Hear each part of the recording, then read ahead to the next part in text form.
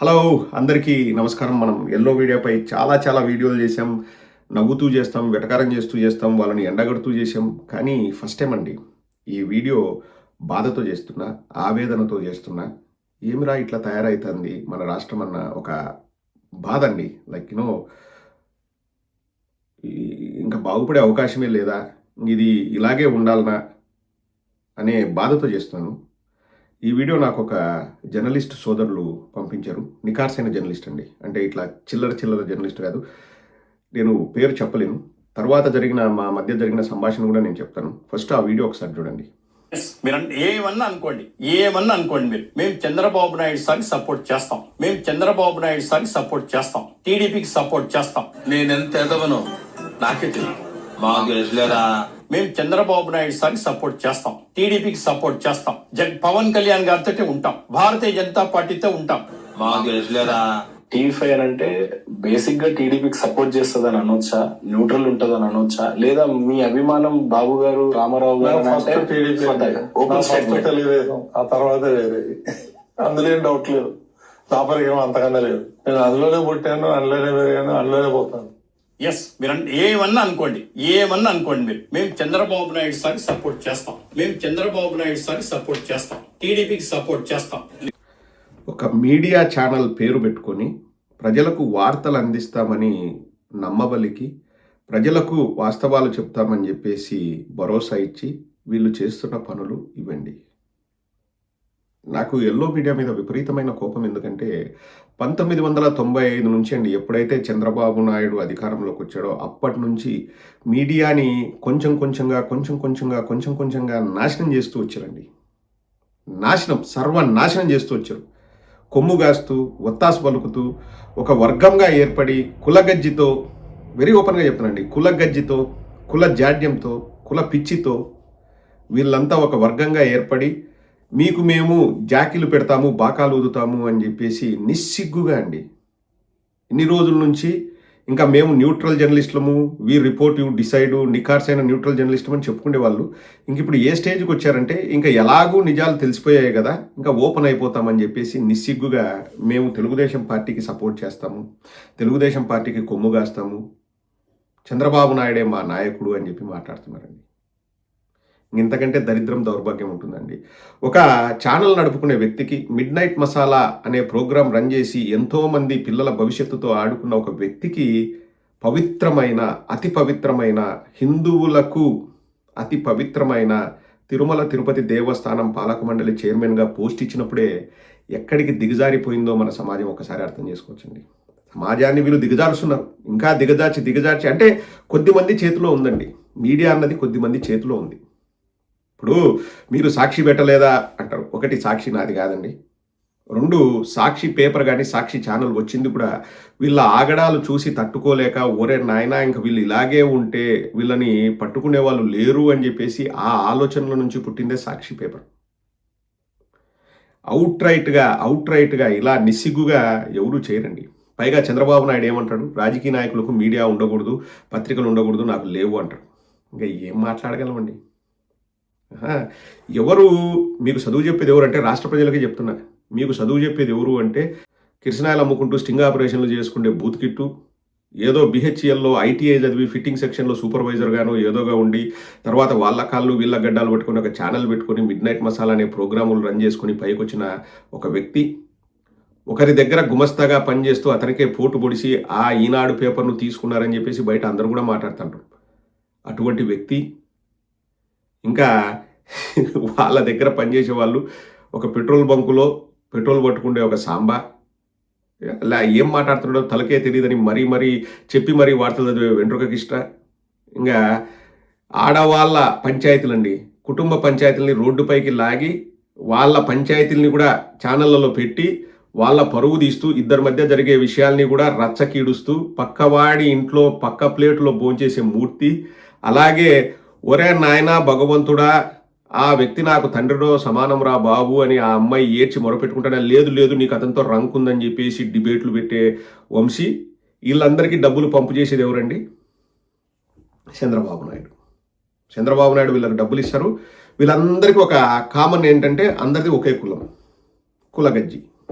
So వీళ్ళల్లో ఎవడు కూడా నిజమైన జర్నలిస్ట్ లేడండి. మీరు గమనించిన ఒక్కడు కూడా నిజమైన జర్నలిస్ట్ కాదు, నికార్సైన జర్నలిస్ట్ కాదు. వాళ్ళు జర్నలిజం చదవలేదు, వాళ్ళు ఎవరు జర్నలిజం చదవలేదు. అంత దొడ్డిదారుల్లో దొంగదారుల్లో పైకి వచ్చిన వాళ్ళే. ఒకటే అజెండా, ఫస్ట్ క్వాలిఫికేషన్ కులం, రెండవ క్వాలిఫికేషన్ చంద్రబాబు నాయుడికి జాకీలు పెట్టడం, బాకాలుదనం.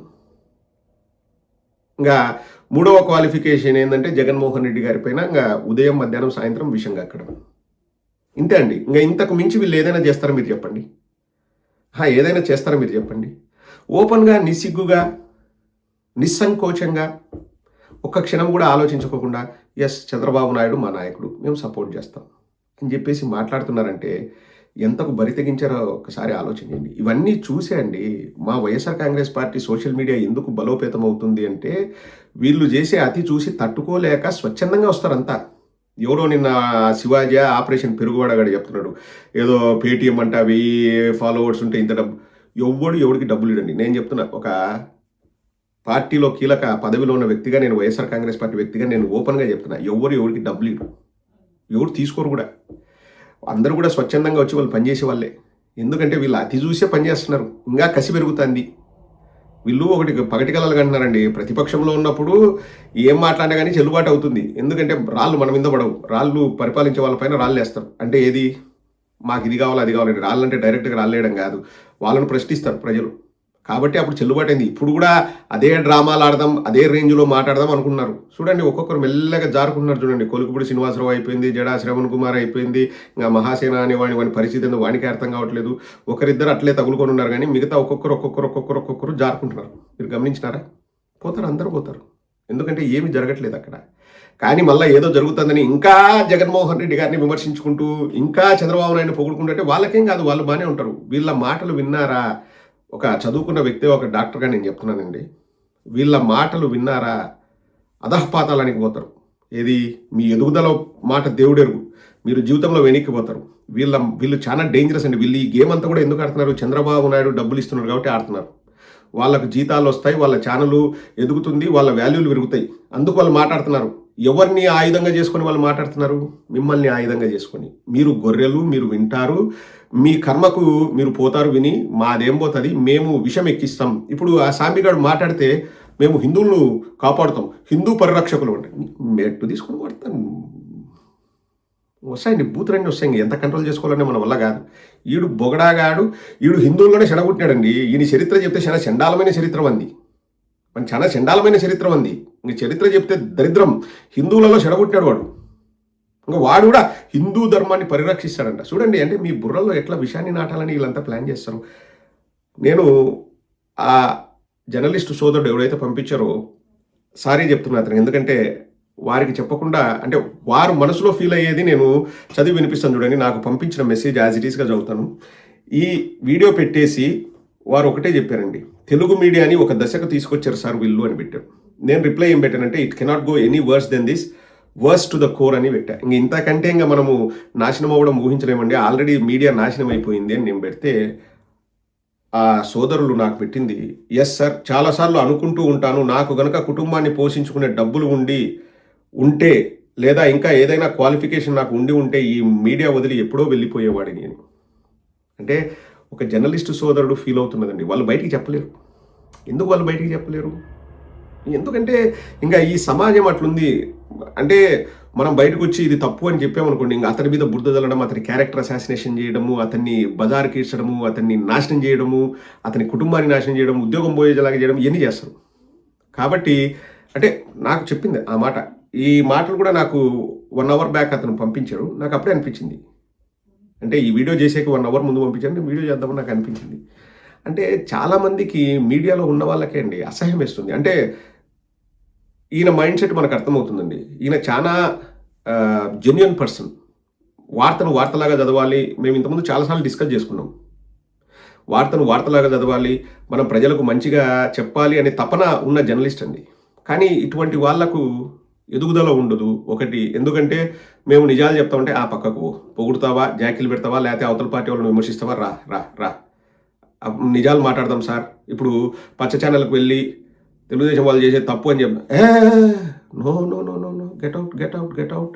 నువ్వు మా దాంట్లో గెట్అవుట్ మాత్రమే కాదు, నీకు ఏ ఛానల్లో కూడా ఉద్యోగం రాకుండా చూసుకుంటాం. మా దగ్గర ఆ నెట్వర్క్ ఉంది, మా పనికిమాలిన బ్యాచ్ మొత్తం ఉంది, గజ్జితో కొట్టుకునే బ్యాచ్ ఉంది, కులంతో కొట్టుకునే బ్యాచ్ ఉంది. మేమంతా ఒక నెట్వర్క్ అవుతాం, మీ మీద బురద చల్లుతాం, క్యారెక్టర్ అసాసినేషన్ చేస్తాం, మీ ఇంట్లో ఆడవాళ్ళని ఏడిపిస్తాం, నీకు రంకు అంటగడతాం, అది చేస్తాం, ఇది చేస్తాం. మాకు ఆ కెపాసిటీ ఉంది. ఇంకా బాధ అనిపిక ఏమనిపిస్తుందండి ఆలోచిస్తే. చాలామంది దైనందిన కార్యక్రమాల్లో బిజీగా ఉండే వాళ్ళు ఏముందన్న ఎవడు పట్టించుకుంటారు అంటారు, కానీ డీప్గా మనం ఆలోచిస్తే అండి ఇట్స్ వెరీ డీప్ రూటెడ్. వేళ్ళు చాలా లోపలికి వెళ్ళిపోయాయండి. వాటన్నిటినీ పెకిలి వేస్తే తప్ప మన సమాజాన్ని మనం కాపాడుకోలేము. ఒకసారి ఆలోచన చేయండి. ఈ లఫ్ట్ గల్లా మనకు దిశానిర్దేశం చేసింది. ఒక్కసారి కళ్ళు మూసుకొని ఈ వీడియో అయిపోయిన తర్వాత ఒక్క నిమిషం ఆలోచించండి. Thank you.